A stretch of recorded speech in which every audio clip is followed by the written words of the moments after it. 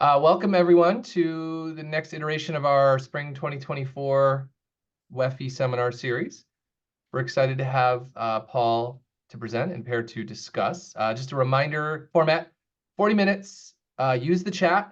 We have a co-author in the room, virtual room, so the chat will be monitored. They will make decisions on when and how to stop. So the chat may require you to speak up if requested, so do that. We encourage you to use video if you have it. I know many of you in the room have taught before on Zoom, and it is not as fun when you're staring at yourself or a blank screen. We encourage that if you can. So I think with that, let's get started. Happy to introduce Paul, who's going to present work on contracts and entrepreneurship. So the floor is yours for 40 minutes.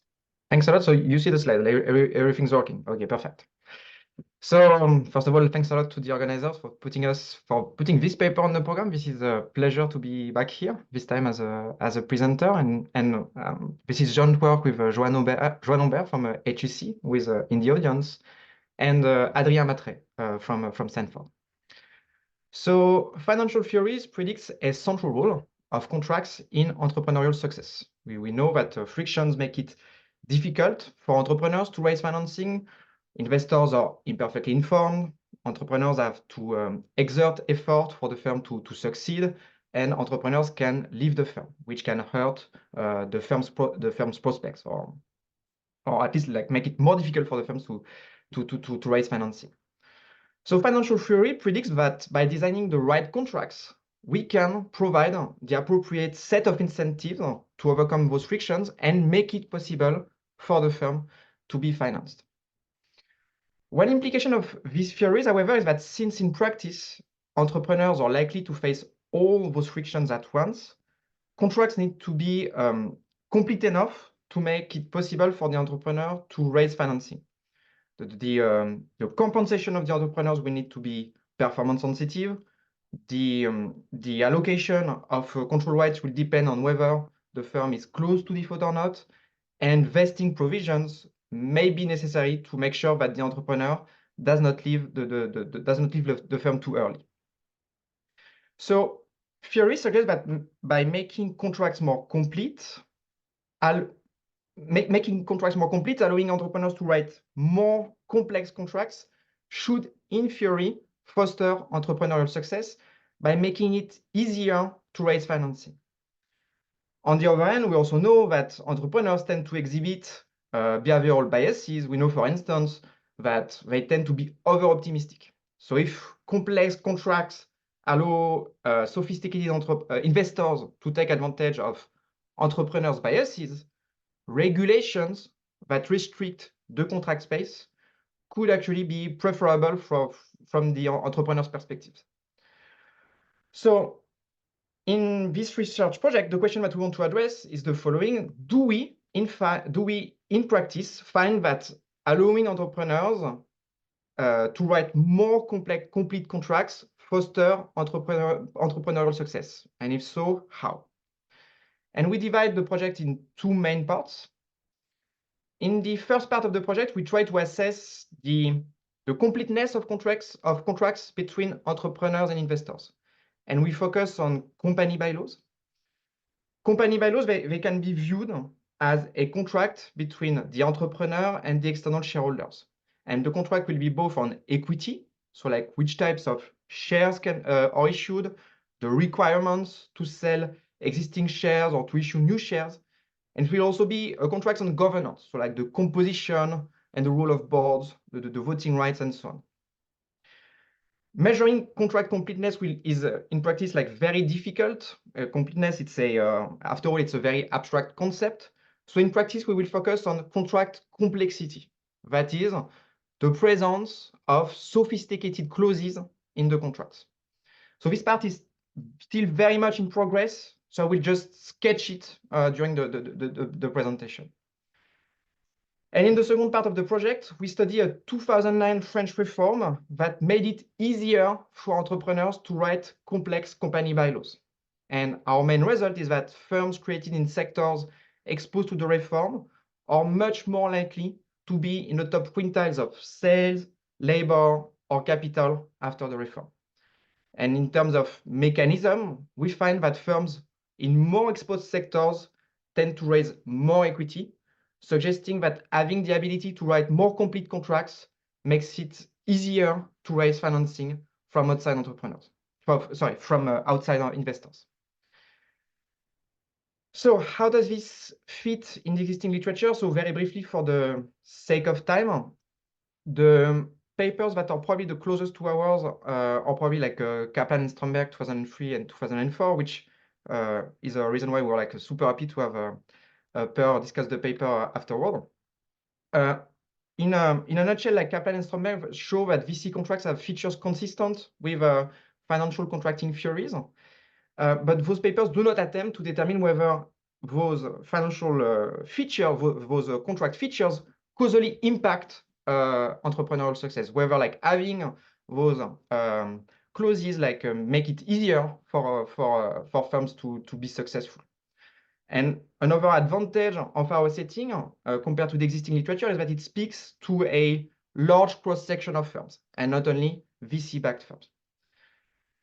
Another dimension in which our paper differs from the existing literature is that our setting allows us to identify the causal effect of legal status, while existing research will rather like typically study selection into certain specific legal status or use predetermined legal status choices as a source of variation in exposure to certain policies, to define, for instance, like whether you're part of the treatment or the control group. Okay, so perhaps it's a good time to like interrupt and check whether like we are good in the chat. Okay, well, I think we are good. Johan, I let you like answer the questions if there are questions.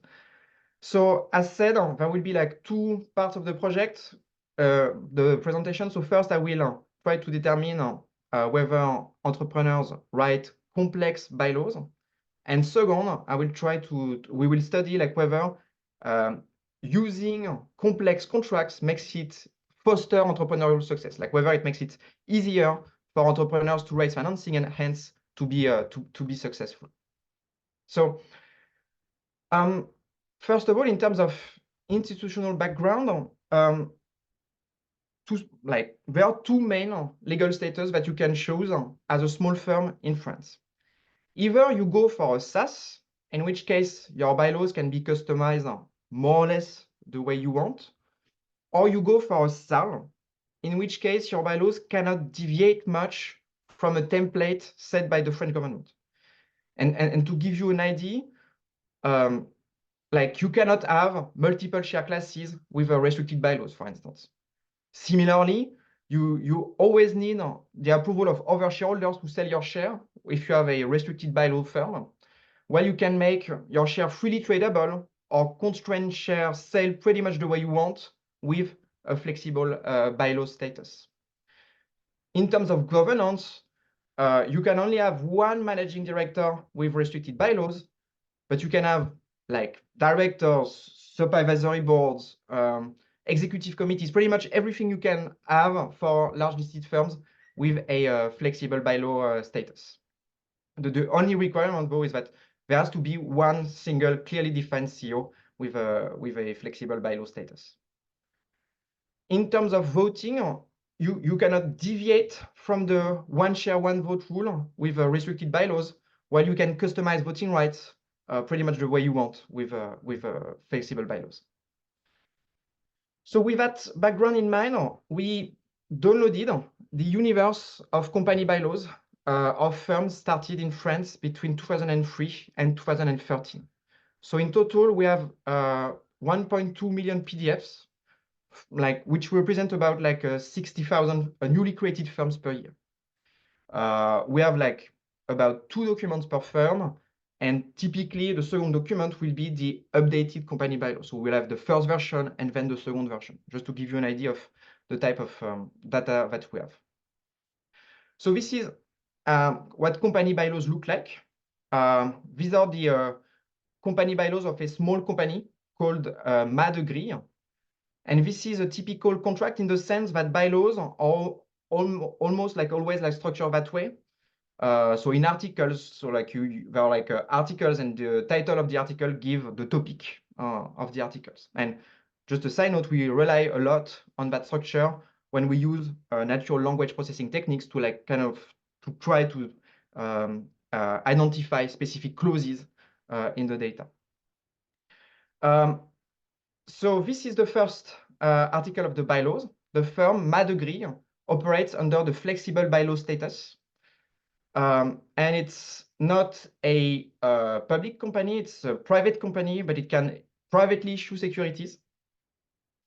The fourth article will describe the firm's activity. It operates in the hotel, restaurant, beverage, and takeaway business.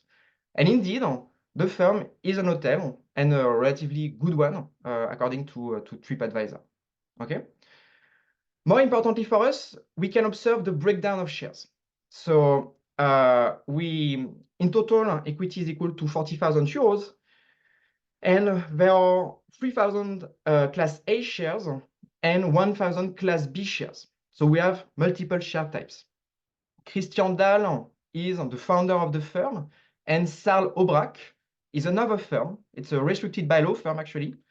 And it's independent in the sense that Monsieur Christian Dahl is not a shareholder of Sarl Aubrac. So those two shareholders are actually independent.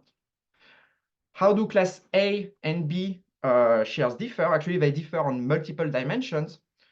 First, Class A shares are freely transferable. So they can sell pretty much when they want. For Class B shares, to sell those, you have to actually have the approval of Class A shareholders. There are also preemptive rights, meaning that if Class B shares are sold, Class A shares have priority to purchase them. And there are also tag-along rights, meaning that if one shareholder sells, other shareholders have the right to sell under the same condition. So they differ in terms of selling rights. They also differ in terms of voting rights. So there is a quorum, so you need at least half of the Class A shares to be part of the vote for a vote to be valid, for a decision to be made. And while in contrast, there is no such requirements for Class B shares.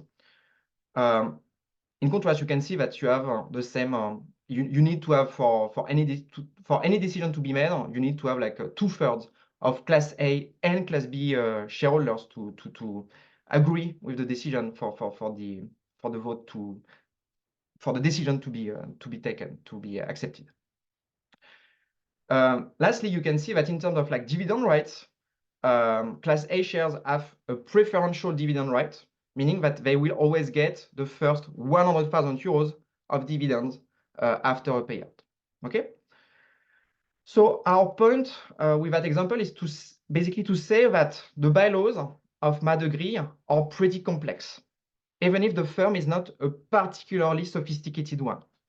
It's not a startup, it's not VC-backed, and yet it has multiple share classes, preferential dividend rights, etc., etc. So our goal with the project is using natural language process technique. We want to basically check whether Adrien is an isolated example or not. And this is still in progress, but to give you some numbers, we find that before the reform, so first as a baseline, before the reform, only 5% of firms were using the flexible bylaw status. And by reform, I mean the reform, just as a reminder, was enacted in 2009. And among flexible bylaws firms, so among the set of firms that can customize their bylaws, we find that about 10% of them have multiple share classes. So it's not the majority, but 10% of them have this kind of multiple share classes. We also find that it's very common for firms to include lockup periods, so periods during which shareholders cannot sell shares. And so in general, those clauses indicate that during the first 4 years, shareholders cannot sell their shares. In contrast, it's relatively rare to have freely tradable shares. Only 5% of flexible bylaws firms have that clause. So this part is still in progress, and we'll hope to have more results soon. And if I have time, I'll come back to this in the conclusion. But I hope that these slides will have convinced you that entrepreneurs, even when their firm is not very sophisticated, actually use complex bylaws. And so yeah, first, entrepreneurs use complex bylaws, and on top of that, we think that there is a lot to learn from the analysis of these bylaws. So that's pretty much what I have for now for the bylaws themselves. Perhaps I can check the chat before I proceed with the reform. Yeah, so Johan is explaining the definition of complex. So yeah, so by complex, this is an important distinction. By complex, we mean more complete. So like again, measuring completeness is very difficult. So what we mean by complex is like if we find that bylaws have more sophisticated clauses, we basically take it as the contract being more complete in some sense.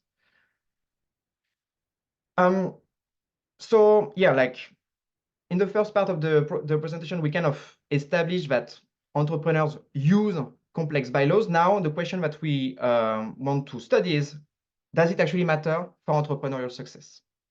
So the ideal experiment that we would like to have is to compare firms that can write complex contracts to firms that cannot write complex contracts. So in practice, we know that this is very difficult. So what we do instead is that we study a reform that reduced the cost to use this flexible bylaw status. So what was the purpose of that reform? So before 2009, you had to have, as an entrepreneur, at least 37,000 euros in equity to start a flexible bylaw firm. Okay, and just to give you an idea why it was the case, it was, I mean, my interpretation at least is that it was basically paternalism. You have to be a serious entrepreneur to use the flexible bylaw status. So we are going to screen entrepreneurs based on the amount of equity to make sure that only serious entrepreneurs choose that status. And in contrast, you had to only have one symbolic euro in equity to start a restricted bylaws firm. And this constraint was actually really binding because you can see that after the reform, we still have like, we observe that 90% of firms have less than 37,000 euro of equity at creation. So like this artificial barrier was actually like a binding. And what happened in 2009 is that professional organizations argued that this barrier, that this threshold was an artificial barrier of entry, and the reform removed it. So the reform overall aligned the equity requirements of the restricted and the flexible status, and it also like make the two status more similar on other dimensions, such as the audit requirements and the taxation of capital gains. The idea being again to make it less costly to start a flexible bylaws firm. So the reform led to a stark increase in the proportion of flexible bylaws status among newly created firms, from about 5% to 17% in 2012. And in comparison, we don't find any effect for incumbents. Okay, so like for the blue bar, you can see that it's pretty much flat. This suggests that it's costly for incumbent firms to switch from the restricted to the flexible status.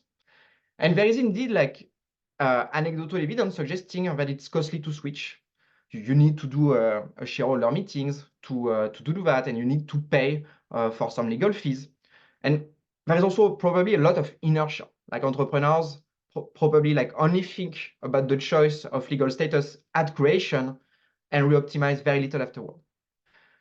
And in general, like the literature tends to show that firms rarely switch status. Giro and Rowe, for instance, find no evidence or find evidence that firms rarely switch status, even when it would be beneficial for them.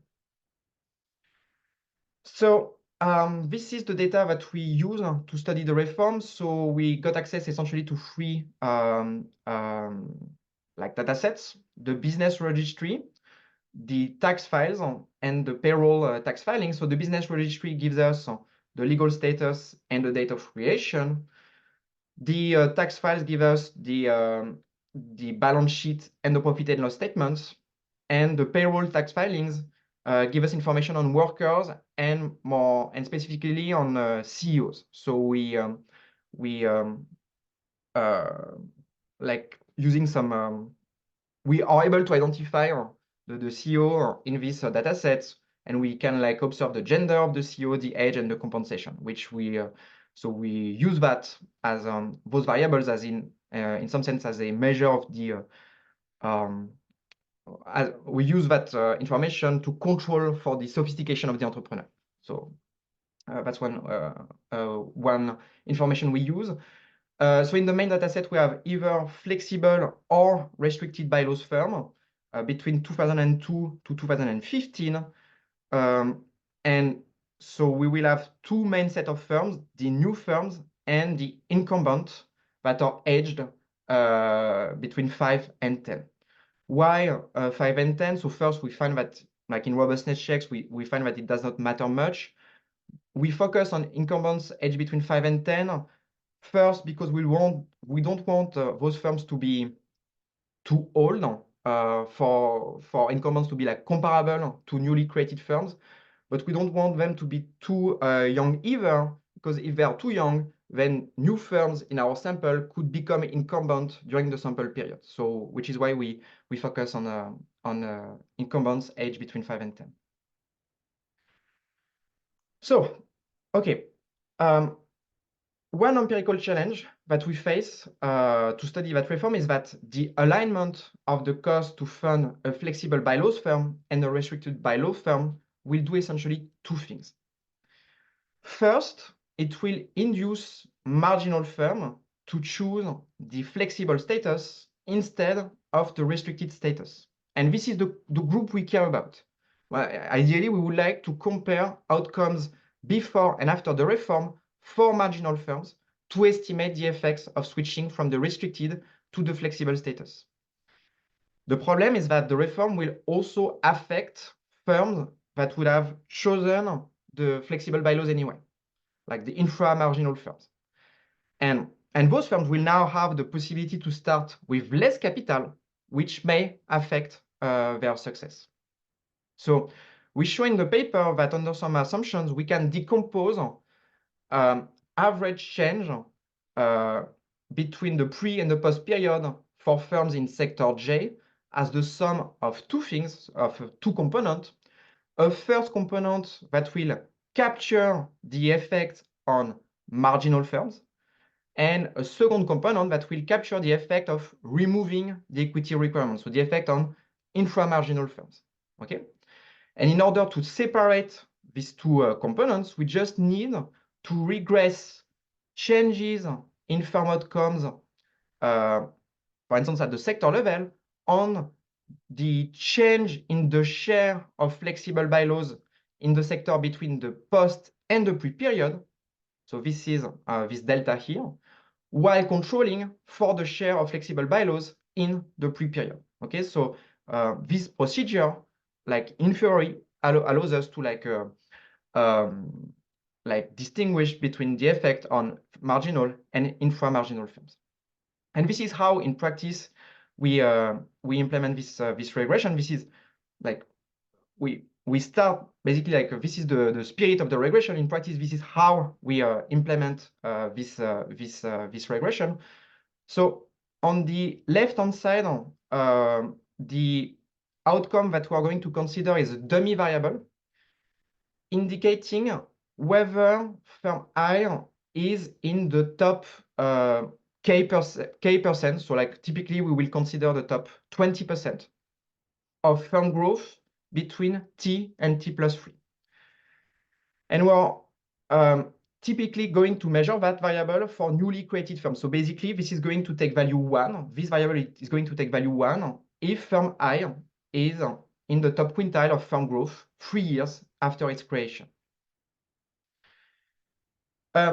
As said, we're going to regress that on exposure. And exposure, this corresponds to the change in the share of flexible status firm between the pre and the post period. Okay, this exposure is measured at the sectoral level.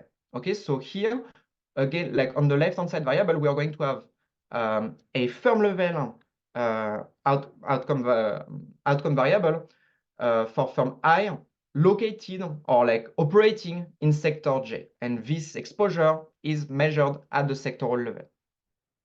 So we interact exposure with post so as to have the defensive effect. Importantly, we have sector fixed effect so that what we are going to do is to compare the performance of firms created in the same 5-digit sector. For instance, industrial gases.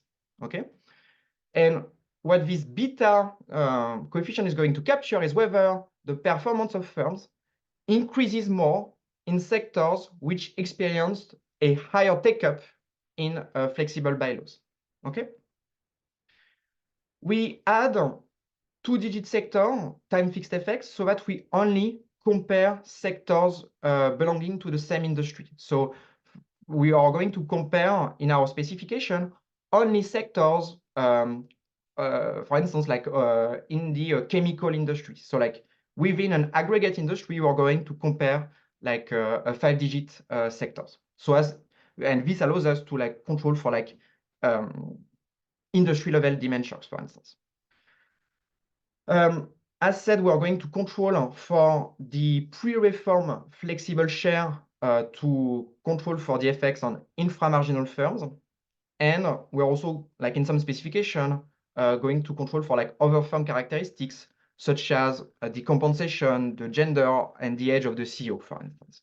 Okay, and again, the idea of this control variable is to control for the sophistication, quote, quote, of the CEO. So the main identification threat that we face in the paper is the presence of sectoral demand shocks. If firms opt in for the flexible status, for instance, because they anticipate positive sectoral demand shocks, then we are in trouble. Okay, so we are going to do 2 things to address that concern. First, we are going to check whether there are pretrends to make sure that our exposure variable is not correlated with the sensitivity to the business shock cycle, for instance. Okay, like we don't want our results to be contaminated by some form of like sensitivity to the business cycle. Second, we use the fact that if new firms are hit by sectoral demand shocks, incumbents should be affected as well. So we are going to perform the exact same test on incumbent firms and check whether we find a similar beta for incumbent firms. And we define, as said already, incumbent firms as firms between 5 and 10 years old. Okay, so like essentially, like we use incumbent as a form of control, group. The idea is that if we find the same sensitivity for new firms and incumbent firms, since incumbent firms do not switch from the flexible from the restricted to the flexible status, then our effects are not explained by the reform. If conversely we find that this sensitivity to the exposure variable is only observed for newly created firms, then in some sense we will be like more confident that our results like identify the causal effect of the reform on newly created firms. Okay, so what do we find? First, we find that firms in more exposed sectors are more likely to switch to the flexible status. And this is by construction. Like the fact that we observe this positive correlation for the red curve is by construction. It's the way we define the exposure variable. What is not by construction is that the increase in the share of the flexible status starts right at the implementation of the reform.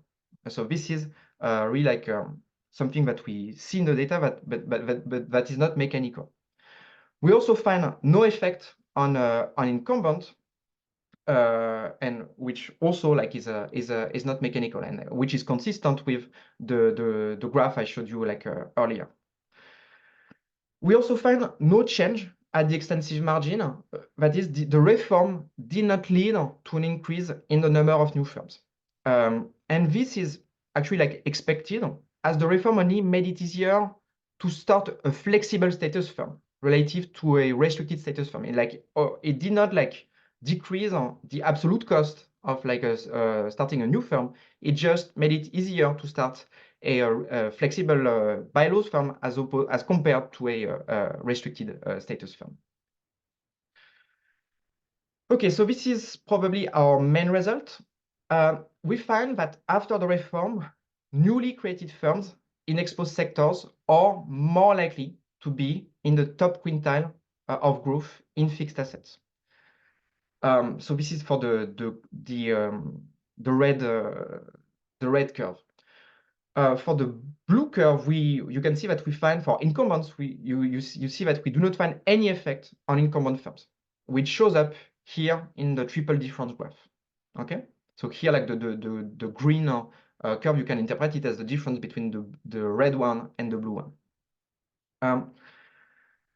So how do we interpret the coefficient? We rescale our right-hand side variable exposure by the coefficient of the first stage valuation to make it possible to interpret the coefficient as the effect of choosing the flexible status on the left-hand side. The coefficient as an IV interpretation, if you will. So we find a coefficient of like, so we find that we find a coefficient of 0.14 of 14 percentage points, sorry.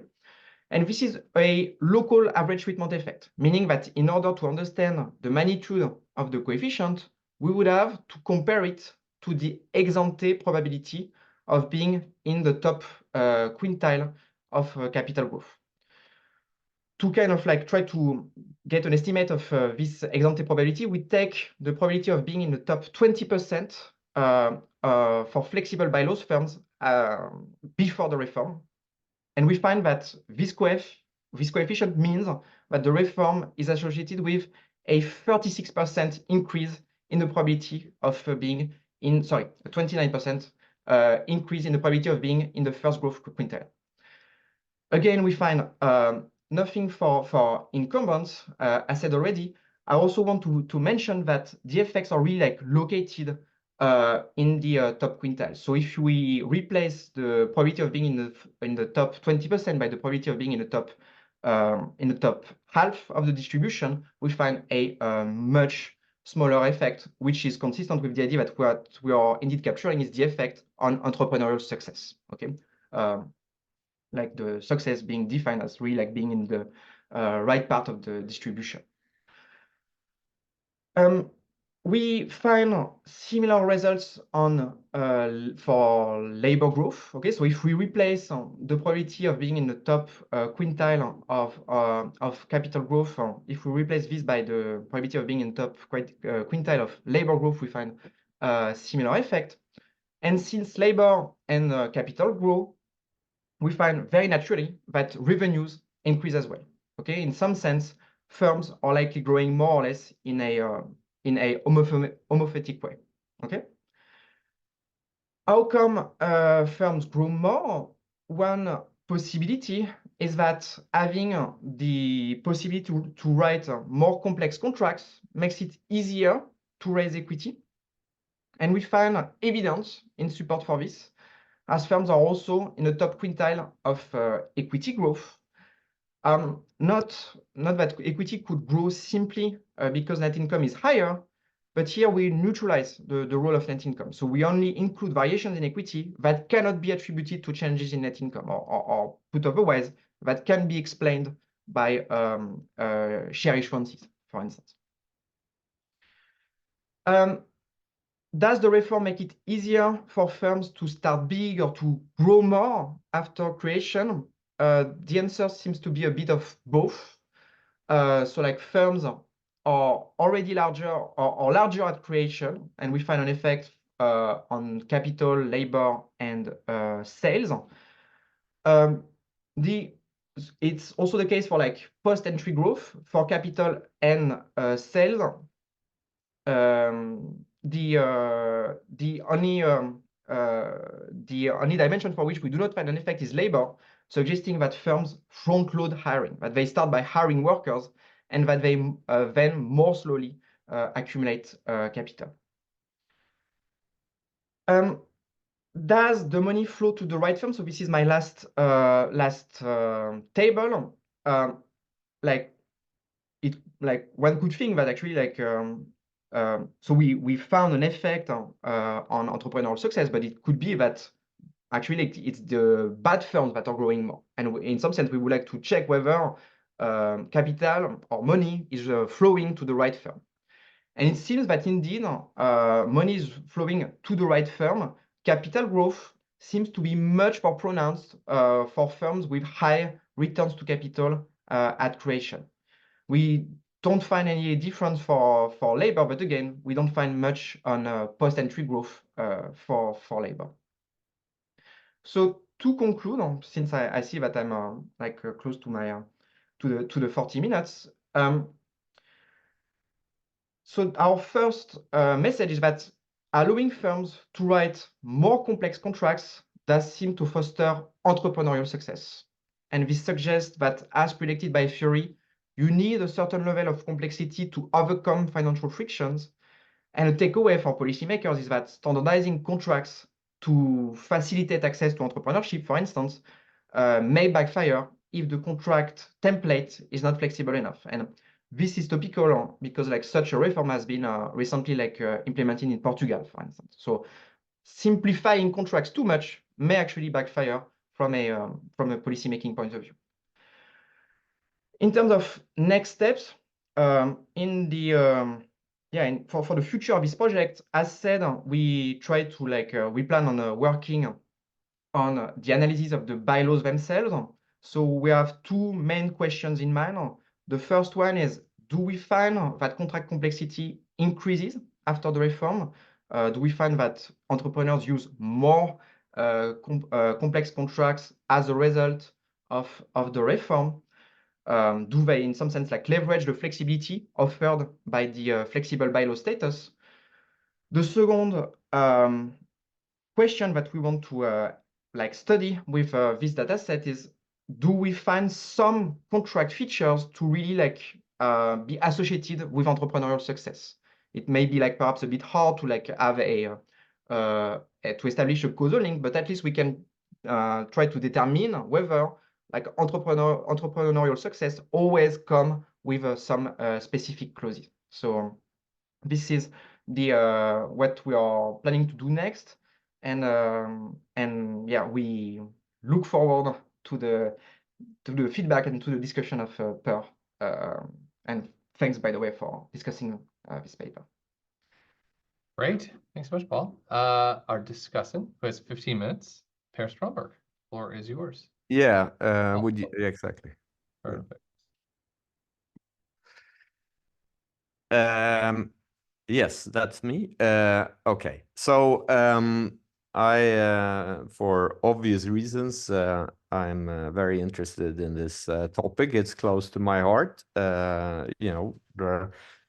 What Steve and I sort of showed in our work on VC contracts was how important it was for outside equity investors like VCs to be able to design control rights, cash flow rights, liquidation rights, and within control rights, boards, votes, exit rights like drag-alongs and tag-alongs and so forth, to design those and give different rights to the external equity investors compared to the entrepreneurs. This is sort of the way they to overcome the agency problems that are particularly high for young firms. So now the setting is very interesting because in France you have these SAS and SARL firms. Okay, so SAS is the flexible, SARL is the non-flexible limited liability company. Then there's a third type, which is basically if you want to go public, right? If I understand it correctly, you should interrupt me if I misunderstood anything. Okay, so so if you're in one of these non-flexible SARL firms, well, you basically can't do the type of contracts that VCs want to do, right? You don't even have a board, I think, right? in SARL firms, okay?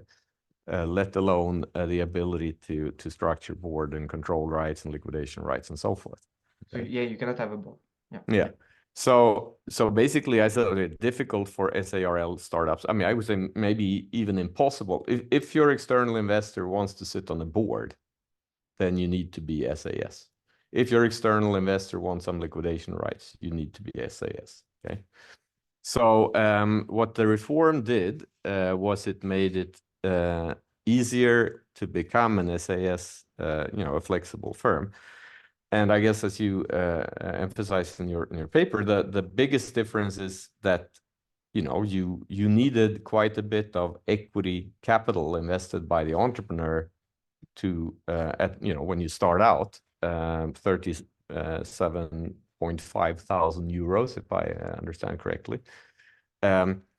While starting in SIRL was much cheaper. Actually, it did cost something. I looked, I went through browsed the web on this. So it did cost something. You did have to put in 7,500 euros also for an SARL, but that's obviously much less than 37,500. And there's other complexities involved in structuring bylaws. And by the way, it came up, why do you have these minimum share capital rules? Is it paternalism? Maybe, but given that we have them in Sweden too, so maybe we're also paternalistic. But I think the origin of this stuff is creditor protection. So if you're a bank, you want to ensure that there's a minimum amount of equity capital when you lend, and in Sweden, at least I suspect it's the same in France. I don't know if this changed actually in the reform, could be interesting to know. But if you spend more than half of your legally required share capital, you're actually supposed to liquidate. Okay, so this is not a creditor protection law.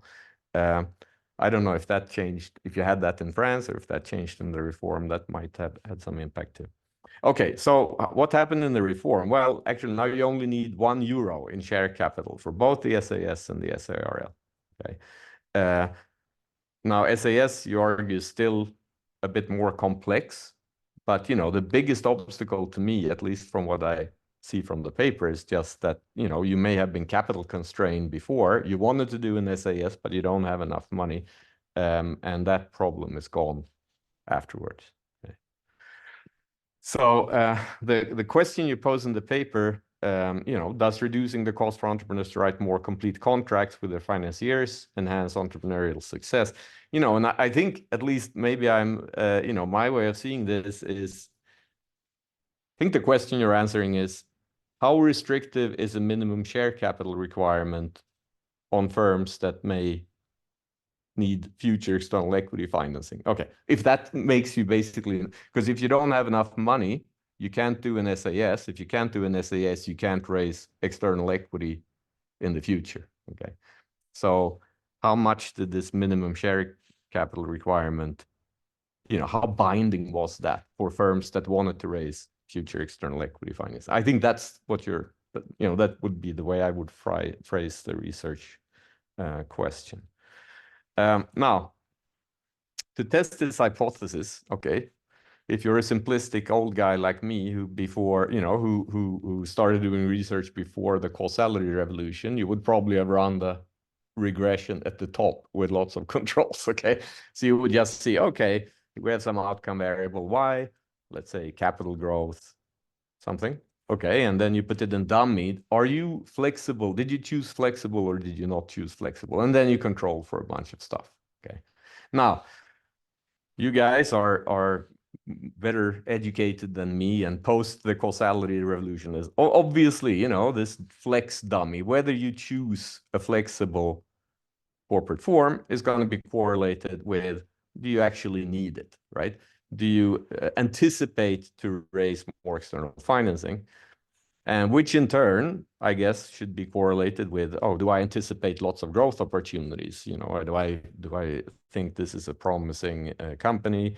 Okay, if you already do that, then you're more likely to choose a flexible corporate form, which is leads to endogeneity problems, because obviously, if you see that flex is correlated with more capital growth, well, it could be reverse causality. You're just doing that because you're choosing flex because you anticipate more growth in the future. So the causality goes the other way. Okay, so you need some identification strategy to get around this endogeneity. Now the policy experiment you're utilizing here is this reform, okay, which is nice. So you have all of a sudden you reduce the cost of choosing this flexible corporate form. So some firms that would have liked to do so before the reform, but they didn't have the capital, they can now do that. Okay, so they're treated. Right? Now, I think maybe to me, and this might be data restrictions and so on, the more direct identification here would be something like comparing entrepreneurs who are just, too poor to afford the 37,500 euros to the ones that were kind of rich enough or something. And then you have this policy change, and then you would see movements, you would see that the entrepreneurs who were too poor but wanted this, they would be the switchers. Okay? But that would obviously require that you had some data on whether an entrepreneur was poor or rich and so forth. I don't know if you have access to wealth data, salary data, stuff like that. But that would, to me, have been the identification strategy that would fit the policy experiment the closest, maybe.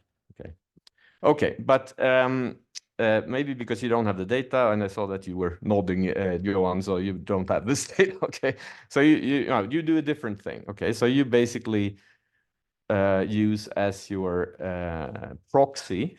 You look at industries that saw a big change in the fraction of new firms that chose the flexible corporate form. Okay.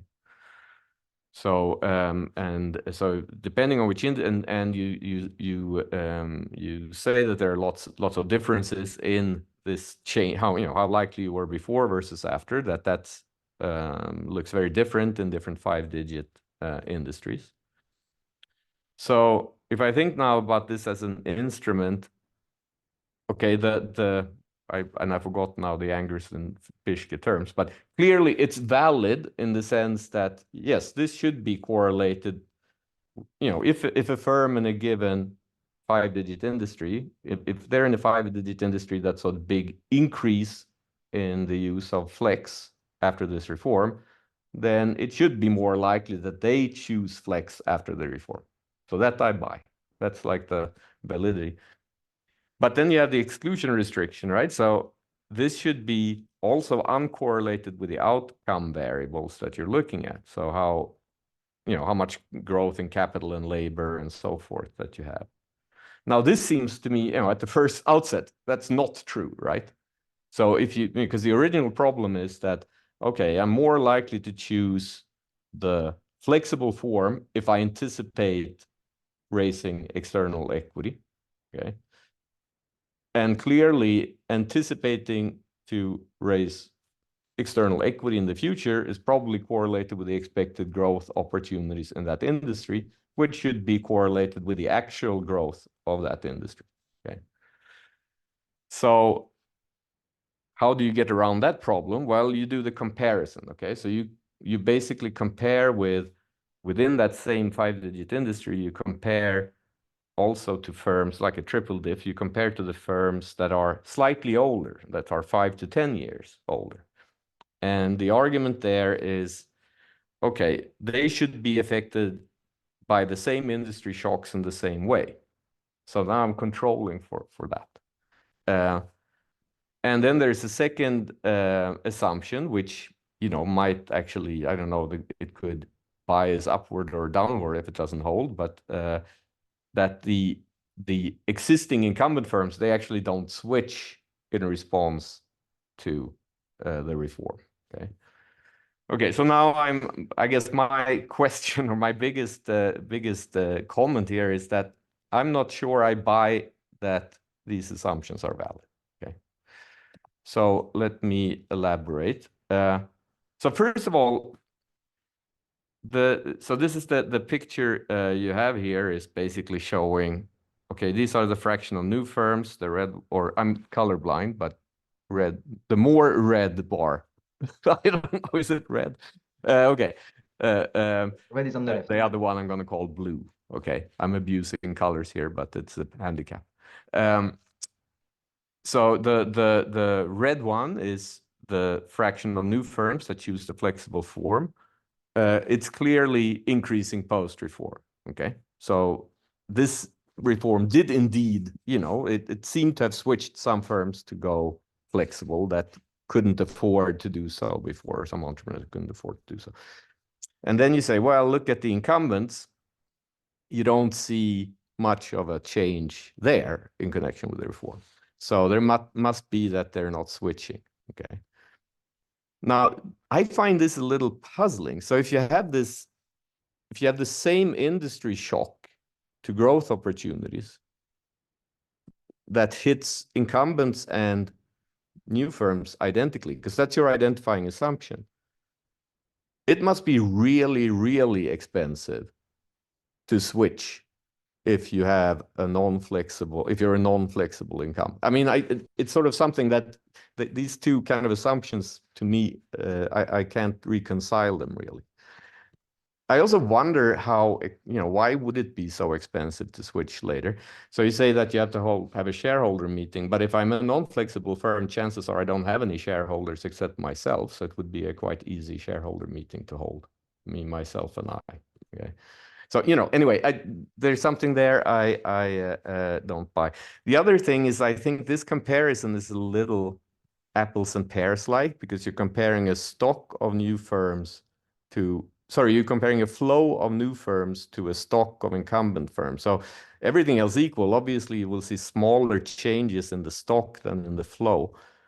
I think I would like to see, you know, are there any switchers? Focus on the switchers. I would like to see if there are switchers and whether that increased or did not increase after the reform.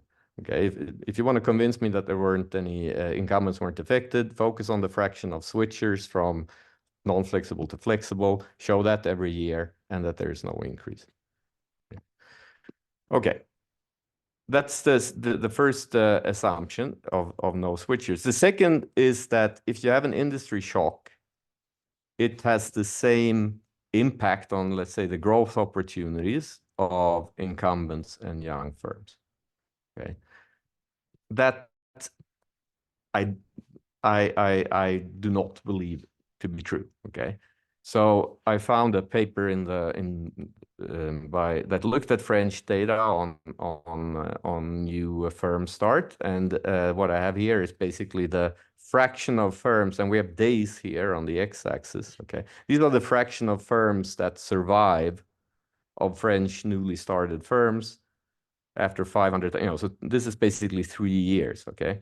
So in the 94 cohort, less than 50% of firms were around after 3 years. And, you know, a bit more for the 2002 cohort and so forth. We're gonna have to wrap up in like a minute and a half. Yeah. Okay. Yeah. So, and the other thing you see is that the hazard rate of you know, going out of business decreases rapidly after, let's say, once you've survived 2-3 years. Okay. So, on top of that, you know, the reform, it's not a random reform, it's a crisis package, right? Because it comes in the middle of the financial crisis, probably, you know, lots of bankruptcies left and right. You need to do something. So this is part of a big reform program.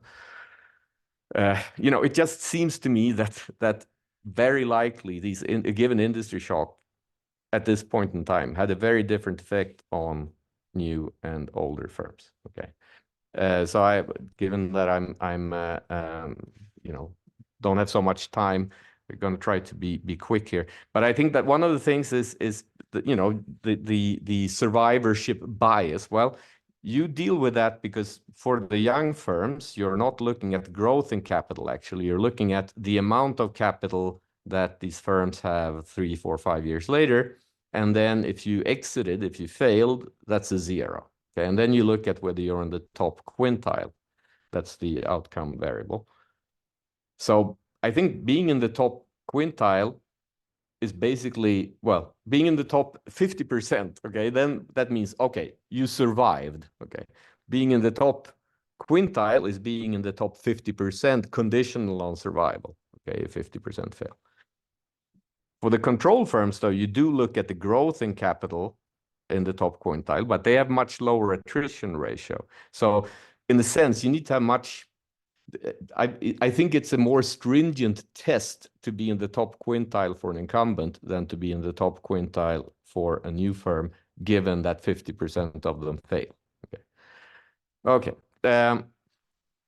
So I'm not convinced about this identification. One of the things that could convince me, okay, do a placebo and pretend the reform happened in 2003 or 2013 and show me that this exposure variable doesn't work then. Okay. Or, you know, try to identify constrained entrepreneurs, as I mentioned earlier. Okay, finally, there was a big package here and a lot of things going on, which may have affected the composition of entrepreneurs. So, you know, there was a micro-entrepreneur scheme to encourage people to go into entrepreneurship. Also, the SIRL firms became cheaper, so someone could actually have started. There might be some people constrained even starting a non-flexible firm that would have done so after the reform. There were rules in this package to promote VC activity, where regional VC firms were allowed to expand into new areas and new industries. Okay, could have some effect, messing up, you know, part of that would be different across industries, maybe correlated with exposure, I don't know. There was also a cap on the days that firms could wait to pay invoices. This was apparently a bit similar to Jean-Noël's paper in the JF for the trucking industry. So, you know, this could have had a differential effect on industries, I don't know. Would like to see more simple descriptive statistics on things. To summarize, I really think it's a very interesting paper, a very interesting topic that I obviously like. I really am not convinced about the identification strategy. Would like to see more discussion on the general setting here, the crisis, the bigger reform package. Would like to see more simple descriptives, maybe some OLSs, just to convince me, you know, what the patterns are before you go into identification. Yeah, I think that's the main thing.